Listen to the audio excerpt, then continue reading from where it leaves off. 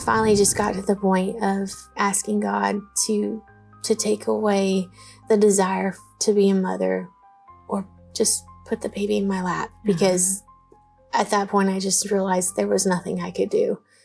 It was really kind of amazing when you go through grief with your spouse, when you go through it together as a team. It's a bittersweet kind of thing, you know, because I look back on moments when we were comforting each other. Oh. And those are some really precious moments, even though they are really painful, as opposed to alienating myself from him and dealing with the grief of myself. Mm-hmm. And I'm thankful that God gave us that time to work through that, because it would have been really hard if we had not. Embryos are considered property. It's also highly illegal to purchase embryos. What if this doesn't work? Yes. What if we've spent all this time, all this money, and we're right back where we are, you know? And one of my good friends would pat my hand and just tell me, but Kate, you're getting them out of the freezer. Yes. And she said, that's a really good thing that you're doing. And that's worth it. I think that's probably been one of the most rewarding things, is when you finally are blessed with something that you've wanted for so long. And maybe you appreciate it a little bit better. Absolutely. Hello, and welcome to Tempered, a show where we will share the experiences of Christian women who have faced hardship and emerged stronger. I am Jenny Cochran, your host. Tempered can be defined as softened or moderated or seasoned to bring to a proper or desired state. In our show, we will deal with many topics that may affect Christian women in the 21st century, topics that can change us, temper us, bring us to a new place spiritually. Welcome to Tempered. I hope you will enjoy our show. So I just thought I'd introduce you to my family. This is my husband, Drew, and Lydia and Caleb are 4 years old. Joshua's 2, and Abigail is 7 months old. Can y'all say hi? Can you wave? Hi. Good job. Well, welcome, Kate. Thank you. Hudgens. Thank you. We're going to be talking about your road to motherhood, and IVF, in vitro fertilization, and embryo babies. Yes. How exciting. What an amazing story you have. Thank you. Before we begin, tell us a little bit about your family, your husband. Okay. My husband, Drew, and I have been married for 19 years.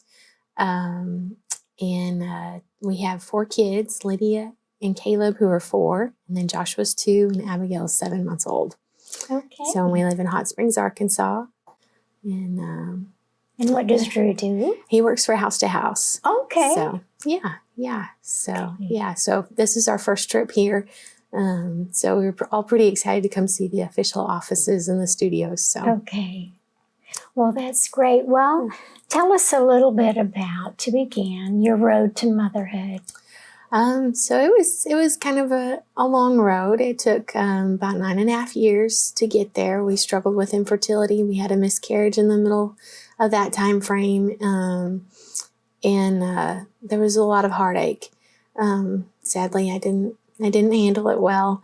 I was very angry. I kept thinking, is God punishing me? Is he mad at me? You know, and thankfully Drew was he was a rock through all of it. He really sacrificed dealing with his own heartache from it to try to help me through it. And I'm so thankful he was so steadfast through it all. Finally, one day a light went off and I kind of woke up and realized I wasn't the only one going through this. And yes. When I kind of figured that out, it allowed him to go through the grief of infertility, and we were able to really stick together a lot better and make it through. And by the time we had our miscarriage, it wasn't easy, but it was a lot better because we were on the same page and we were on the same team, as opposed to him having to pull me through. So yeah, what a blessing! Huge blessing. Yes. Huge. Did you go through different infertility treatments We during did. that So stage? we did. We sought out a fertility clinic and did all the testing. They didn't find anything wrong with us.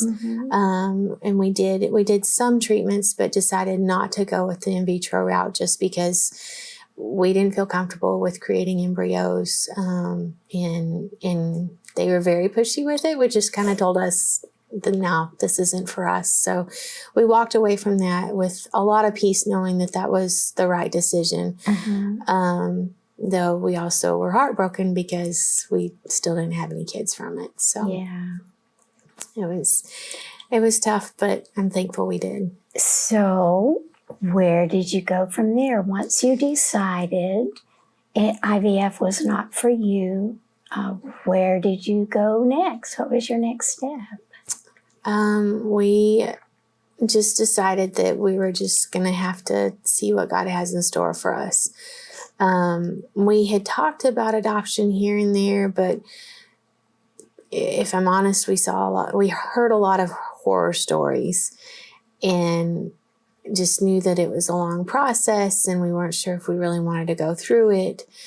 And at this point we were in our 30s and we kind of were getting set in our ways. And so it was harder to think about, did we want to go through all of that and maybe have a child, maybe not,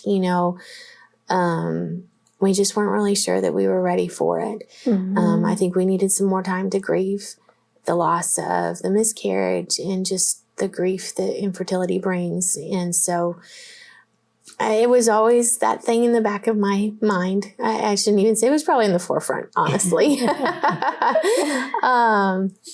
I just had hoped that, one day I was going to become pregnant. And I finally just got to the point of asking God to take away the desire to be a mother or just put the baby in my lap, because at that point I just realized there was nothing I could do. How did you come to learn about embryo adoption, embryo babies? Well, oddly enough, in those years of infertility, a friend of mine saw an ad for embryo adoption through one of the adoption agencies, and she just sent me a picture of it. And she said, I thought of you when I saw this. And I was like, wow, that's pretty different. That's cool. I could be pregnant with my adopted child. That's kind of neat. And I ran it by Drew and I just said, hey, did you know this is even a possibility? And he just kind of blew it off and wasn't at all interested. And I thought, okay, that's not something to push or anything with him. And so just left it at that. But then that same year that I talked about praying about God putting the baby in my lap, a friend of mine said, I've been working with a couple who has 5 frozen embryos, and we're trying to find a Christian couple that would adopt them. Do you know anybody? Oh. And I started crying and I said, I want to. And I immediately had a desire and an interest. There wasn't even a second thought with it. And the very first thought was, God has put that baby in my lap. And so of course I went and told Drew, and he said, well, okay, let me think about it. Let me pray about it. Let's make sure. And then once he said, yeah, let's do it, he was all in. And we really haven't looked back since then.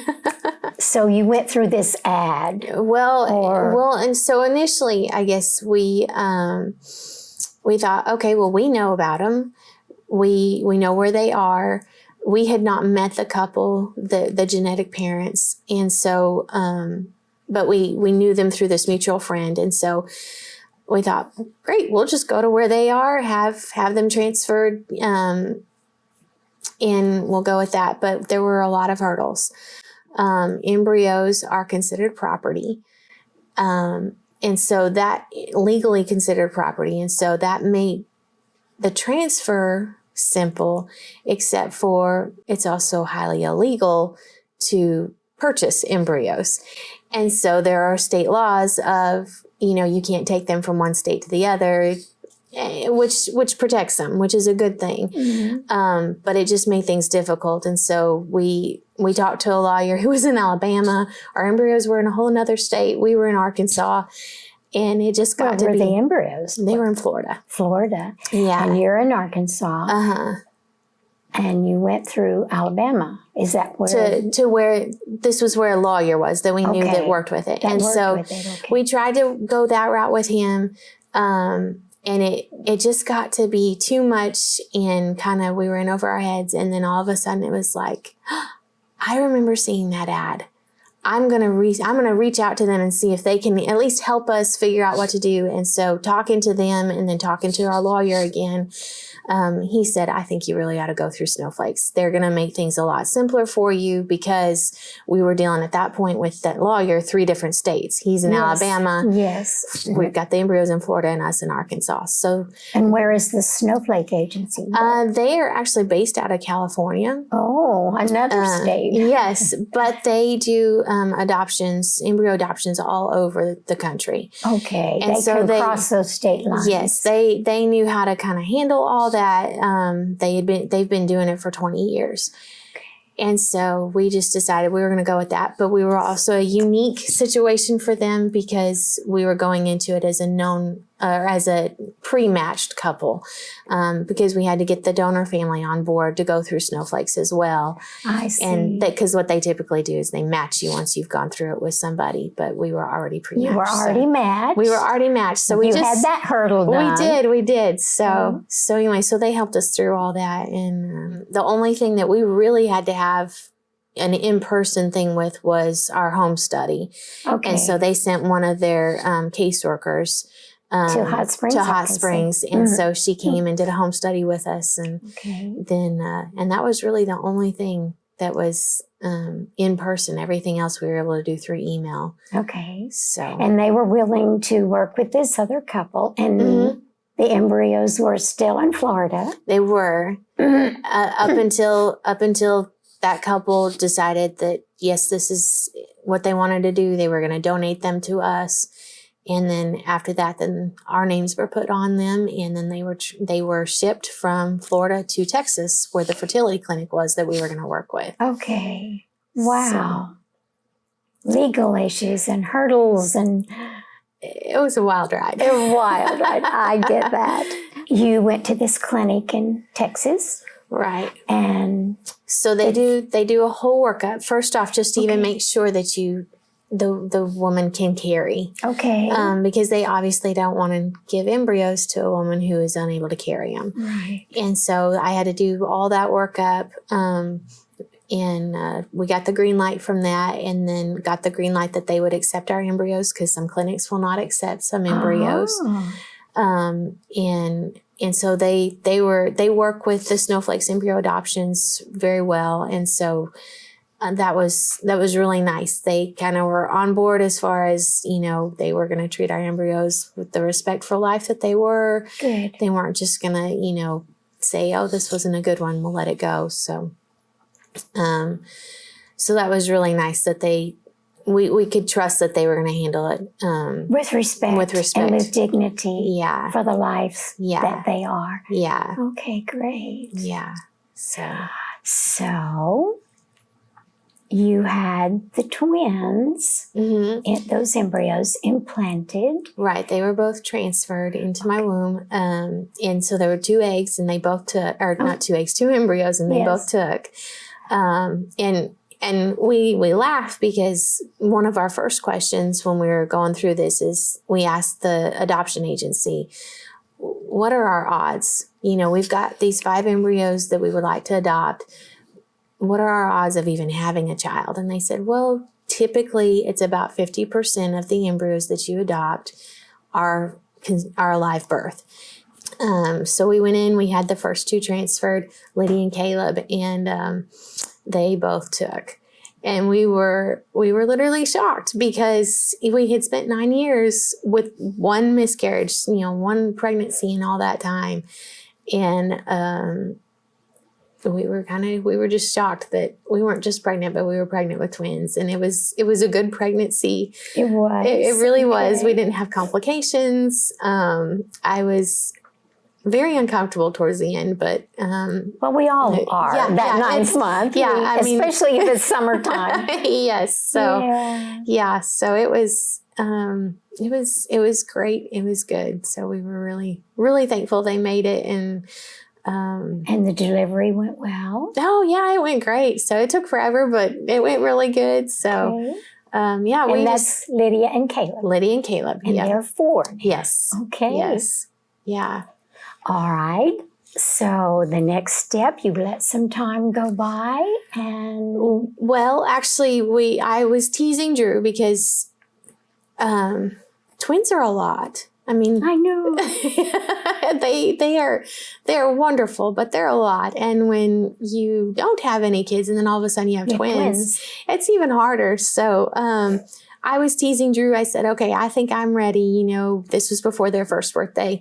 Let's go ahead and get another transfer. We started this a little bit older, so my clock is ticking. Let's go. And he said, no, I can't. He wasn't ready. He was not ready. And so I would just mostly teasing him, but I also was trying to push just a little bit to try to get it done a little quicker. And he kept saying no. And right before Lydia and Caleb's first birthday, I started feeling bad. And I thought, well, you know, there's only one time in my life I've ever felt this bad. I need to go take a test. And so I did, and it was positive, and that was Joshua. God surprised us with him, and so we didn't go back for another transfer because he slipped his way in there. So and then we waited for a little bit longer after him to transfer. To get the next transfer. Yes, and do the next one. And that was Abigail and another embryo were transferred, and that little embryo didn't make it. No. Okay. So that's 4, and so you still have one more. We have one more, and Lord willing, this late this summer or this fall sometime we'll transfer that last sweet one. So okay. I would love to ask, how did the pregnancy with the twins, how did it compare to the pregnancy with Joshua? Really? The biological. There no wasn't difference? The only thing is when you do an embryo transfer, you do have to take, certain medications to kind of force your body into being ready to accept the embryos. I see. And like a non-rejection type. Kind of, and it's super controlled as far as the hormones that they want you to have. And, when you go through the natural process, your body produces all that. Well, they don't want you to go through a natural process. And so they suppress all that, but then they have to give you medication when they're ready for you so you can time it precisely to the day of when you want to put that embryo into the womb. But because you suppressed everything to make it just perfect for it, that means you have to go back and take the hormones as a supplement. And so I had to do the hormone supplements for the first trimester with Lydia and Caleb and with Abigail to support the pregnancy. And then after that, my body took over and took care of it after that. But this amazing body that God has given us. Yes, it really is. It really is. And it's, going through that process. I mean, we got to see him when they were literally 5 days from creation. Their picture of an embryo is just, it's incredible to get to see them, that little and that young, and they were growing and dividing, and they were very busy, and nothing's really changed. They're still very busy. So when they were implanted, when they were transferred to your womb, they were already how old? The age thing Lady and Caleb my were nearly 6 years old by the time they were transferred, and Abigail was just over 9 years old when she was transferred. Wow. Yeah. So it's hard to wrap your head around that. It really is. And so in the mind of God, that's the age of these babies. Right. Although they haven't been given the opportunity to grow and develop in the right environment. Right. which would be your womb. Right. It's It's pretty amazing. crazy. Yeah, It I mean, is that little crazy. 7-month-old baby that you saw is 10 years old. The little Lydia and Caleb I met, who are 4, Yeah. are really They're much also older 10 than- too. Actually, they're the same age as Abigail. because they were all frozen at the same time. Correct. And created in that test tube. In that. Yes. Well, this is an amazing story. So let's talk just a little bit, if you don't mind, about your and Drew's relationship through all of this. Mm-hmm. I think I put myself in that place with a husband. Mm-hmm. We're a team. How important it is for us to be on the same page. That must have had its moments. It You did. know, the emotions and a man's emotions are so different from a woman's. And I don't know if all men have that great desire to have that baby placed in their arms that women had. That is something God gave to women. Yes. And we're thankful and blessed if we have a wonderful man who's going to be a great father. But he comes from it from a whole different angle, a whole different mindset. Yes. You know, whole different hormones. Yes. So is there anything you'd like to share about yours and Drew's journey through this together as a couple? So, I mean, you know, when you get married and you just think everything in life is just going to go a certain way, and it's just, you know, you don't think about it, and you know, and you take those vows and you say for better, for worse, but you don't really think a whole lot about that worst part because it's your wedding day and everything is wonderful and lovely. And, I mean, we definitely had some worse times going through that. Like I said, I didn't handle the grief very well from it. I was very angry for a very long time, and Drew took the brunt of that, you know, anger and through the infertility days, and just he was grieving, but he didn't have time to really deal with his grief and go through it, because he was really busy just trying to keep our marriage together. And I'm so thankful that he kept, I guess you would say, he kept his head on his shoulders through it all, and just knew that, you know, following God and keeping our marriage together were the most important things. And because of his example and his leadership, I finally realized, you know, I'm really messing this up. He's hurting. I need to be there with him. I need to help him grieve, because he wasn't going to sit there and he wasn't going to cry about it and talk about it constantly. That just wasn't the way he was going to mourn it, you know, but he still did. Yes. In his own way. In his own way. And I needed to recognize how could I help him through that, because he had helped me so much. And just by sticking with me when I was just not a nice person to him. And so thankfully, by the time that we did have our miscarriage, we had kind of gotten through a lot of that difficulty, and we're working together as a team. And so we were able to comfort each other in the loss of that baby. And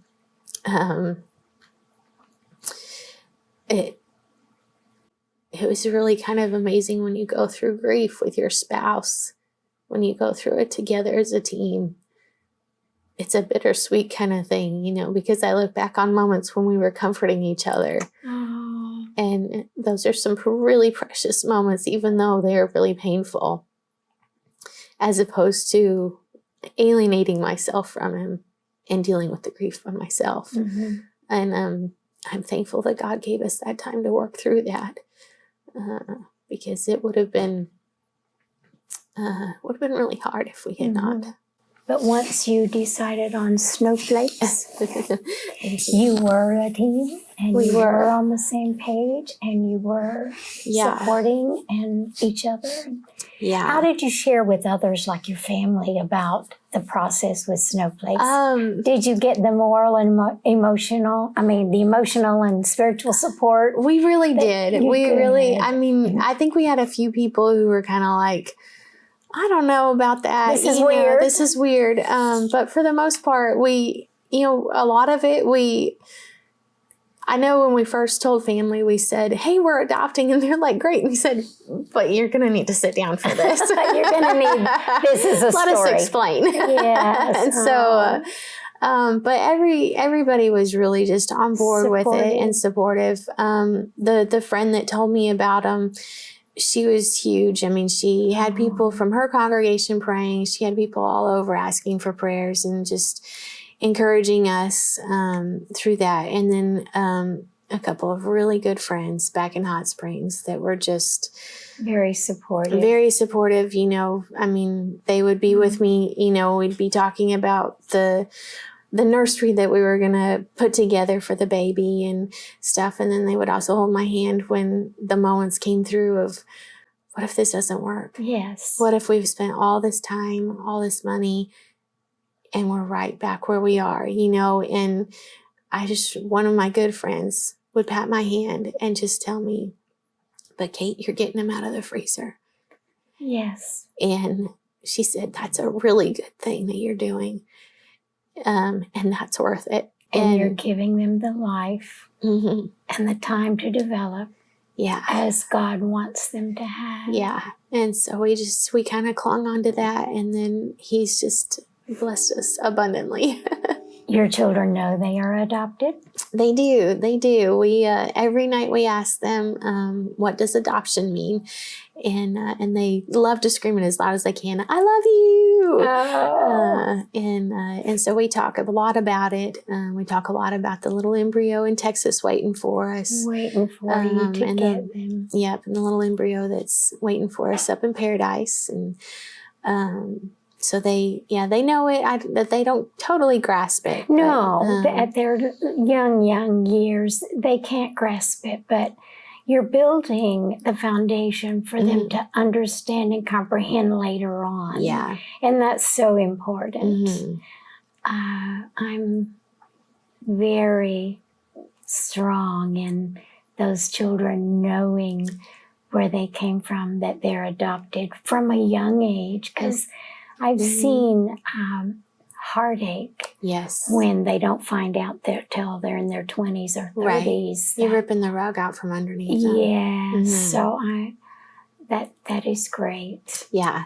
Yeah. That was one of the blessings about going through the snowflakes and we didn't realize that would be something we would need. But they said, you have to go through some education before we can approve you to adopt. Yes. That was, I guess, was part of the home study part of it. And I'm just really thankful that they did because, initially I was kind of like, well, I'm the mom, there's not a real mom, I'm the mom, and they really kind of helped me realize that this is more about them and their story. Right. And yes, I'm their mother who's raising them, but there is a mother who chose to give them life. And I do want to honor them because they did make that choice.